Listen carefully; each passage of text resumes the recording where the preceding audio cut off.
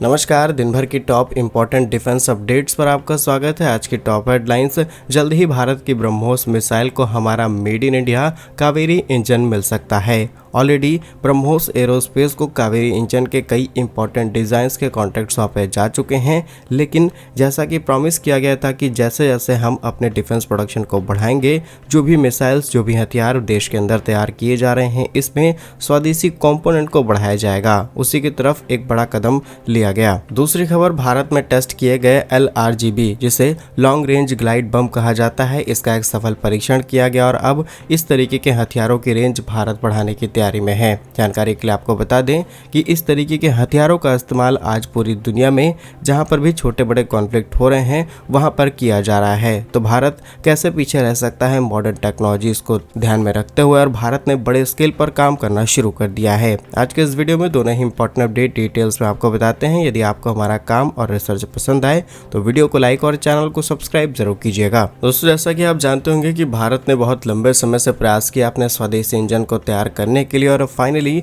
भारत का जो कावेरी इंजन है वो इस समय अपने फाइनल स्टेज पर पहुंच चुका है। ये बात सही है कि इंजन उस लायक नहीं हुआ है कि हम उसका इस्तेमाल डायरेक्टली फाइटर जेट्स में कर पाएं, लेकिन इंजन उस लायक हो चुका है जिसका इस्तेमाल UAVs और कई प्रकार के छोटे हथियारों में किया जा सके। इवन इसके कुछ कस्टमाइज डिजाइन करते हुए हम इस इंजन का इस्तेमाल मिसाइलों में भी कर पाएंगे। रिसेंटली भारत ने जब अपना 49 किलो न्यूटन का एक इंजन तैयार किया, तब इस इंजन को टेस्ट करने के लिए हमने रूस भेजा और रूस में सक्सेसफुली इस इंजन ने अपनी परफॉर्मेंस दी। और अब इसी इंजन को और ज्यादा नए डिजाइन और ज्यादा पावर के साथ तैयार करने के लिए ब्रह्मोस एरोस्पेस की कावेरी डेवलपमेंट इंजन के लिए एक नया आफ्टर बर्नर सेक्शन डिजाइन करने का काम सौंपा जा चुका है, जो DRDO के तहत काम करने वाली GTRA के अंदर ही काम करेगा। जहां पर कावेरी एक नॉन आफ्टर बर्निंग सेगमेंट है, जहां 49 किलो न्यूटन का ड्राइव थ्रस्ट जनरेट होता है। लेकिन DRDO की तरफ से तैयार किया गया जो स्टील्थ घातक UCAV है, यानी कि अनमैन्ड कॉम्बैट एरियल व्हीकल, इनमें आसानी से फिट किया जा सकता है। लेकिन दिक्कत यही है कि जब तक हम इसकी पावर को नहीं बढ़ाते हैं और जब तक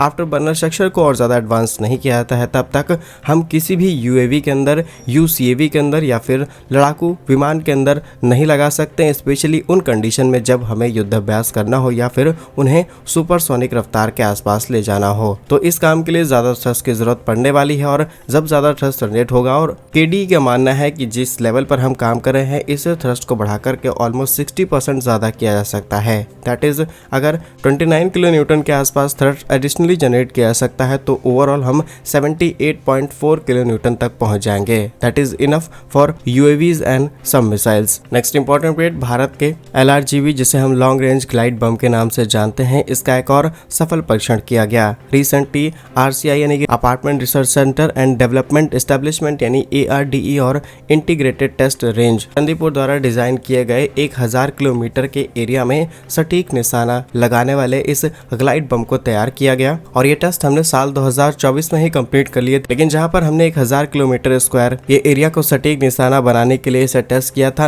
अब हम इसे बढ़ा करके 1500 किलोमीटर कर रहे हैं। और ये रेंज इतनी है जिससे हम हवा में रहते हुए पूरे भारत को लगभग पूरी तरीके से प्रोटेक्ट कर सकते हैं। जानकारी के लिए आपको बता दें, अक्टूबर 2024 में ओडिशा के तट पर सुखोई 30 MKI विमान से भारत ने इस परीक्षण को कंप्लीट किया। और भारत की ये तैयारी भारत के डिफेंस प्रोडक्शन में एक नया कीर्तिमान स्थापित करने वाली है, क्योंकि रूस यूक्रेन युद्ध में ड्रोन्स के अलावा एक और हथियार जो देखने को मिला वो थे ग्लाइड बम, जहां पर FAB 1500 का जम करके इस्तेमाल किया गया है। और इसी तर्ज पर भारत ने भी अपने इस 1500 किलोग्राम स्क्वायर वाले ग्लाइड बम को डेवलप करना शुरू कर दिया है। DRDO के अंदर काम कर रही सभी एजेंसीज मिलकर के इसे तैयार करने में जुट चुके हैं, जो कि सटीक हमले कर सकता है। राफेल या फिर तेजस जैसे विमानों के साथ इसे इंटीग्रेट किया जा सकता है, कहीं पर भी किसी भी कंडीशन में इसे लॉन्च किया जा सकता है। इसके अंदर नेविक और GPS दोनों है। यही सबसे बड़ी खासियत है कि हम GPS की जगह नेविक को भी इस्तेमाल कर रहे हैं, ताकि इन फ्यूचर अमेरिका इन चीज़ों को ट्रैक ना कर पाए। वहीं इस हथियार में 10 मीटर से भी कम CEP देखने को मिलती है, और इसके फोल्डेबल विंग्स 100 किलोमीटर तक स्टैंड ऑफ रेंज की क्षमता को रखते हैं। LRGB बंकर, कमांड पोस्ट और कई प्रकार के दुश्मन के ठिकानों को पूरी तरीके से नष्ट करने में पूरी तरीके से सक्षम है। बाकी क्या कुछ कहना है आपका इन दोनों ही डिफेंस अपडेट्स पर कमेंट्स में जरूर बताइए। यदि आपको इस तरीके के छोटे वीडियोस पसंद आए, स्पेशली डिफेंस को लेकर के, तो कमेंट्स में यस जरूर लिखिएगा ताकि हम और वीडियोस ला सकें। भारत के ऐसे ही वीडियोस देखने के लिए वीडियो को लाइक, चैनल को सब्सक्राइब जरूर कीजिए। वंदे मातरम, भारत माता की जय।